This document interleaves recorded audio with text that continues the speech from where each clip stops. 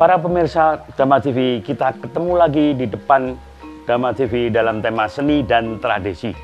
Tidak bosan-bosannya para pemirsa untuk mengenal seni dan tradisi melalui Dhamma TV. Yang kali ini kami akan membawakan karakter wayang yang kemungkinan besar saat ini situasi negara dan bangsa kita juga dilanda seperti karakter wayang yang pernah ada pada zaman dahulu. Untuk pertemuan kita kali ini saya didampingi oleh tokoh yang sudah sangat terkenal, juga seorang dalang, juga seorang budayawan, yaitu Mas Ki Jatikusumo. Sugeng Jati Rahayu. Dan yang kedua yang juga tidak asing lagi, Ki Ratmoko. Ayo Ki. Sugeng. Nah, para pemirsa, kita akan menceritakan seorang tokoh wayang yang namanya Sengkuni, yang pada akhir-akhir ini sangat banyak masyarakat kita menyebut nama Sengkuni. Tapi apakah masyarakat tahu sebenarnya Sengkuni itu siapa di dalam dunia pewayangan yang kita miliki ini? Padahal seorang tokoh Sengkuni pada zaman mudanya wujudnya seperti ini. Waktu itu namanya masih Haryosuman. Gagah, seorang ksatria, Haryosuman ini pada mudanya. Namun pada akhirnya karena semua ulah dia dan bahkan banyak hal-hal yang negatif yang dia kerjakan, sehingga nanti pada masa dewasa dan tuanya bisa berubah gara-gara tingkah polanya sendiri. Dan untuk tokoh Haryosuman ini, sebelum kita menuju ke yang namanya Sengkuni, karena diawali dengan masa mudanya ini, saya akan bertanya dulu kepada Ki Jatikusumo nggih, yang namanya tokoh Haryosuman ini kan satrio gagah seperti ini. Kalau lihat modelnya tentunya orangnya itu alim, alus budinya, tingkah lakunya ya seorang kesatria. Menurut Ki Jati, pemahaman di dalam kisah Haryosuman ini bagaimana? Monggo. Ya, jadi sekaligus mungkin bisa kita informasikan pada generasi muda ya, bahwa itu yang paling penting. Wayang itu sebenarnya adalah teknis pendidikan kepada anak-anak sampai orang tua yang tidak pernah lakang karena panas, tidak pernah lapuk karena hujan. Karena begitu ini dikatakan, maaf ya, dikatakan klasik, wong buktinya modern. Ini kan abstrak, ganteng ya. Kalau kita melihat ini ganteng. Tapi kalau ada orang seperti ini, tangannya hampir sepanjang polok, lalu pantatnya gede seperti ini, mungkin menakutkan ya kalau ada sungguh. Tapi pada waktu berbentuk wayang, ganteng kita lihat. Berarti para senimannya itu betul-betul hebat. Nah, oleh karena itu setiap karakter wayang itu sudah diberi satu petunjuk-petunjuk kepada penonton. Wayang itu artinya bayang-bayang. Jadi sekaligus merupakan simbol dari kelakuan dan pribadi manusia. Nah, Sengkuni pada waktu mudanya ganteng seperti ini. Namanya Haryosuman dari daerah Ploso Jenar. Ploso Jenar. Lalu suatu saat pada waktu muda, dia itu mendengar bahwa di negara Madura, di bawah kekuasaan Prabu Kunti Boja, itu pengen memberi perlombaan barang siapa bisa menunjukkan kecerdasan dan kesaktiannya, dia akan dipersuntingkan kepada putranya Dewi Kunti. Akhirnya terdengar juga sampai Ploso Jenar oleh Haryosuman ini. Haryosuman mengajak kakaknya bernama Gendari. Gendari Putri itu ya, Putri diajak ke kerajaan Madura. Tapi terlambat karena di sana sudah kedaulan oleh Raden Pandu. Ngastino ya? Ya, dari Ngastino, putranya Begawan Abiyasa. Nah, terus Haryosuman ketemu di tengah jalan. Akhirnya mau diminta Dewi Kunti itu, timbullah peperangan. Perang antara Haryosuman melawan Raden Pandu ya. Terus akhirnya suatu saat ini Dewi Suman ini kalah. Haryosuman kalah, akhirnya konsekuensi dan tanggung jawab pribadi pada waktu itu diserahkanlah kakaknya yang putri tadi itu kepada Pandu gitu. Terus akhirnya Pandu pulang ke Astina karena kan Pandu sudah memperoleh Kunti ya. Lalu Hangendari tadi itu dipersembahkan kepada kakaknya Prabu Drestarasta. Oh iya. Jadi cerita singkat mengenai masa muda dia sampai kakaknya diserahkan ke Raja Astina tadi seperti itu ya kejadian. Iya. Sekarang saya kembali ke Ki Ratmoko ya. Monggo. Jadi cerita tadi cerita tentang dauhnya Dewi Kunti kalau tidak salah dengan Prabu Pandu. Ya, ternyata Haryosuman itu sudah ada pada waktu itu. Ya. Setelah itu tindak lanjut Haryosuman karena Mbayunya diserahkan ke Astina, bagaimana Ki Ratmoko? Nyun sewu, Romo Yudo. Di sini saya akan mengungkapkan yang sifatnya melengkapi dari apa yang disampaikan oleh Mas Jati untuk pemahaman pemirsa khususnya tentang tokoh Sengkuni. Pemahaman tentang Sengkuni sebagai manusia supaya lengkap, pertama dengan mengingat kisah ini berawal dari kisah Mahabharata yang dari India. Artinya tidak terlepas dari ajaran Hindu, sehingga pemahaman seseorang tidak terlepas dari konsep Purnabhawa atau dalam bahasa Jawa sebagai tumimbal lahir. Kalau disebutkan bahwa Sakuni, kalau dalam bahasa Jawa mendapat suara irung Sangkuni, geser ucapan dari Sengkuni. Dia adalah putra dari raja di Gandhara atau dalam pewayangan segi Ploso Jenar, Awawu. Disebutkan bahwa Sengkuni itu adalah penjelmaan dari Bathara Dwapara. Nah, yaitu satu sosok Bathara yang karena melakukan suatu kesalahan mendapatkan kutukan disotake dening para dewa. Nah, kutukan yang diucapkan oleh para dewa adalah Bathara Dwapara karena kesalahan itu nanti akan lahir sebagai manusia yang akan merusak kemanusiaan. Oh, ngaten nggih. Ya, yang pada waktu lahir sebagai manusia mudanya yang Haryosuman kala wau nggih. Lahirnya yang wujudnya gagah ini si ya. Panjelmaan Dwapara turun di kerajaan Gandhara atau Ploso Jenar melalui permaisuri Gandhara, lahirlah Sangkuni.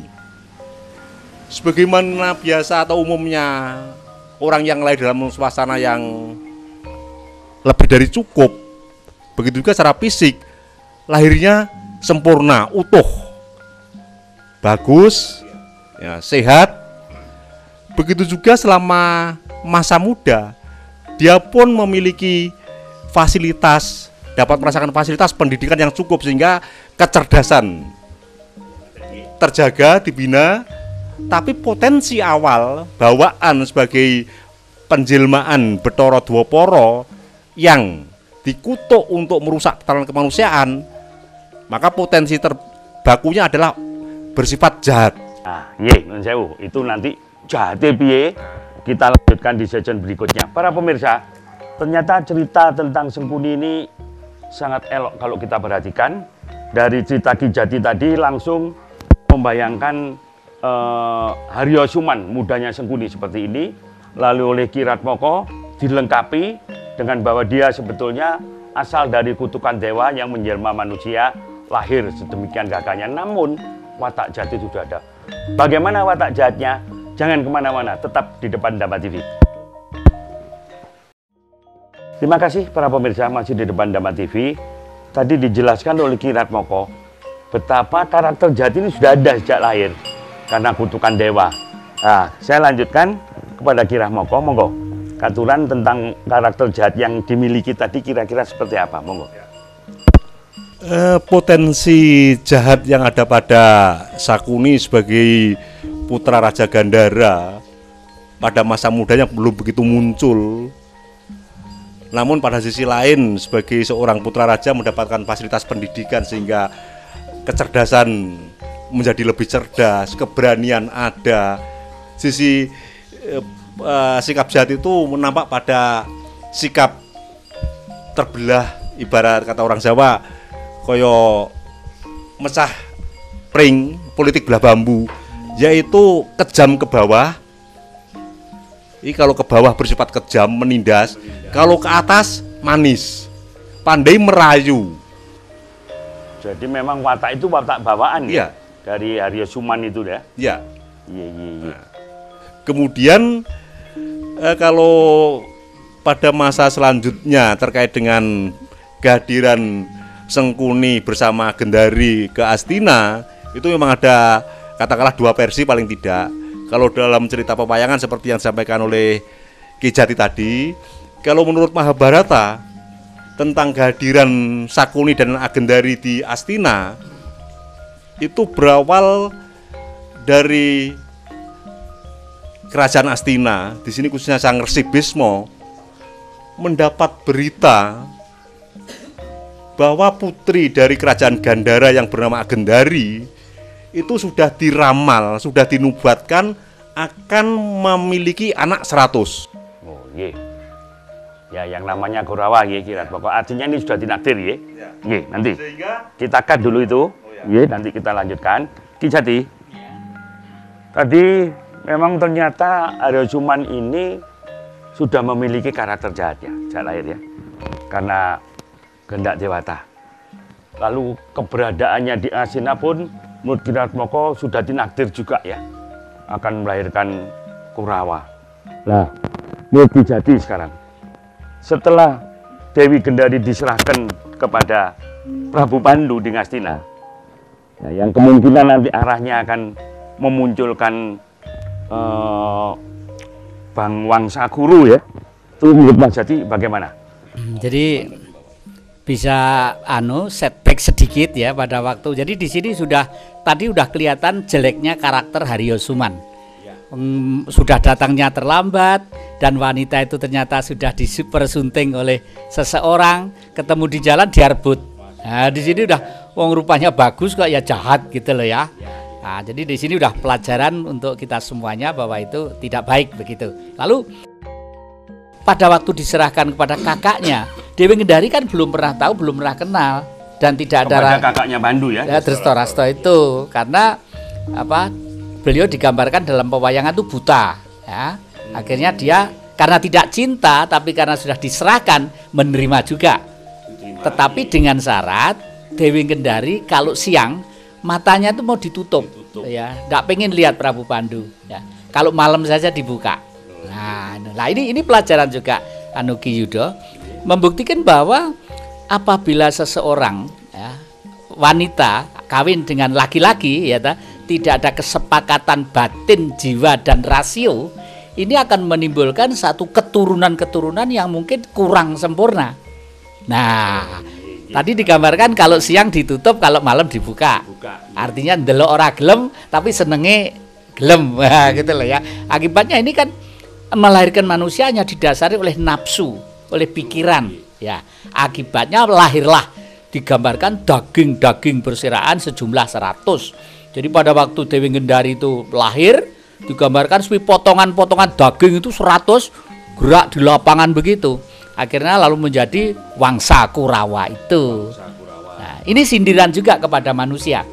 Kalau seseorang laki-laki dan wanita pengen mempunyai keturunan tidak ditata dengan baik secara moral, secara jiwa, ya, secara rasio, pasti akan mengakibatkan kehidupan-kehidupan yang menyulitkan kehidupan sesama manusia. Nah, di sini pelajarannya itu. Tapi oleh karena itu, Matur nuwun Ki Jati. Lalu setelah karakter tadi muncul menimbulkan lahirnya Kurawa dengan berbagai macam problema yang ada ya. Fungsinya Haryo Suman pada saat itu bagaimana Kiratmoko? Itu Kurawa lahir, fungsinya Haryo Suman bagaimana? Ya. Yang kebetulan punya karakter jahat juga ini. Ya, pertama tentang kehadiran potensi jahat melalui tokoh Sengkuni yaitu Panjenengan Bathara Dwapara ini tidak terlepas dari perjalanan zaman. Artinya tokoh jahat itu hadir karena perjalanan zaman, hadir pada saat katakanlah senjakala hampir habisnya zaman kejayaan, zaman kemakmuran, zaman budaya. Karena misinya demikian besar sebagai perusak kemanusiaan yang semula dari kerajaan kecil Gandhara, padahal misinya besar merusak kemanusiaan. Akhirnya dengan proses perkawinan Gandhari dengan Drestarasta, si Haryosuman atau Sakuni ditugaskan oleh ayahnya untuk menemani kakaknya. Karena pada prinsipnya si Agendari itu tidak cinta dengan Drestarasta karena sudah mendengar kalau Drestarasta cacat. Tapi sisi yang lain, karena kesetiaan Agendari kepada bapaknya yang karena pamrih Hastina kerajaan besar, melok numpang mukti lah si Prabu Swala ini, akhirnya merelakan menjadi mantu Hastina. Tapi potensi yang tidak cinta itu supaya tetap terjaga rukun, mengutus si Arya Sengkuni untuk mendampingi di kerajaan Hastina. Sampai di sini dulu. Pemirsa, memang ini sudah mulai memuncak cerita ini sampai muncul lahir Kurawa, di mana para pemirsa pada umumnya hanya mengenal bahwa itu jahat. Ternyata di sini ada cerita Haryosuman pamannya ini juga punya karakter jahat, terus bergabung. Bagaimana jadinya? Tunggu pada season berikutnya.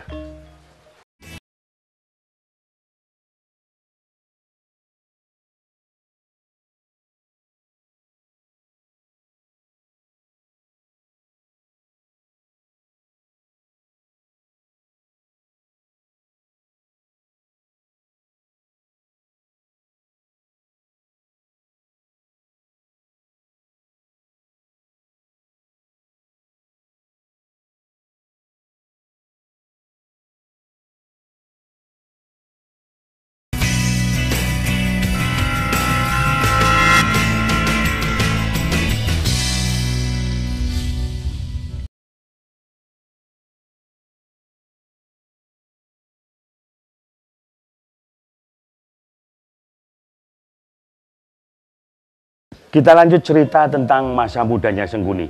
Nah, Kiran Moko setelah dia ditugaskan untuk ngawani Mbak Yunya ya, Putri Gendara tadi. Sementara di situ sudah lahir 100 keponakannya. Bagaimana tingkah laku yang punya karakter jahat yang selalu menindas ke bawah tapi ke atas, katanya begitu tadi. Gimana? Ya, ya dengan potensi jahat yang sudah diwibawa sejak lahir, kemudian hadir di dalam kerajaan besar Hastina. Seseorang yang memiliki potensi jahat salah satunya adalah rasa kurang tentang apa yang sudah dimiliki.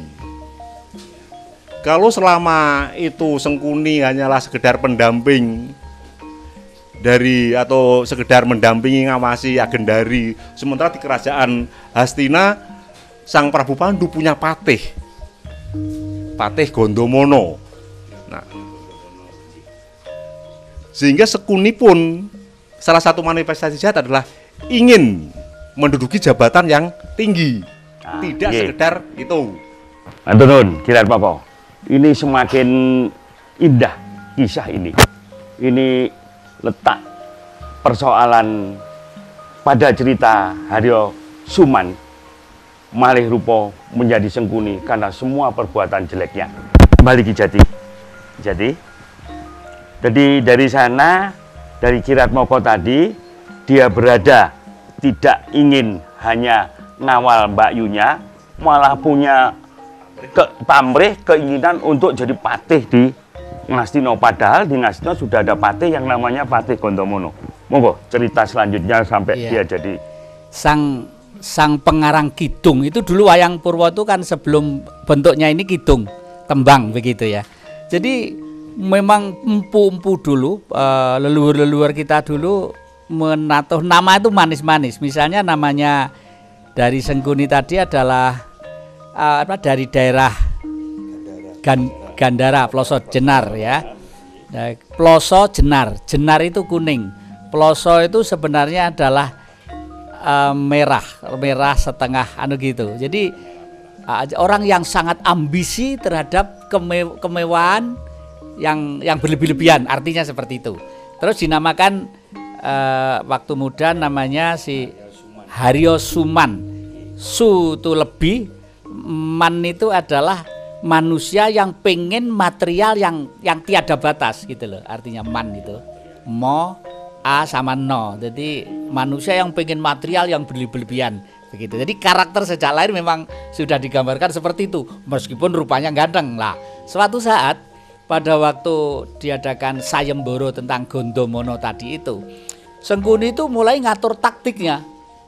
Sengkuni ngajak ponak-ponakannya ya, Korawa itu untuk suatu saat membuat jebakan, yaitu lubang. Membuat jebakan lubang di tengah hutan. Lalu suatu saat si Gondomono itu diinformasikan bahwa ada musuh ya, ada musuh yang akan mengepung Astina.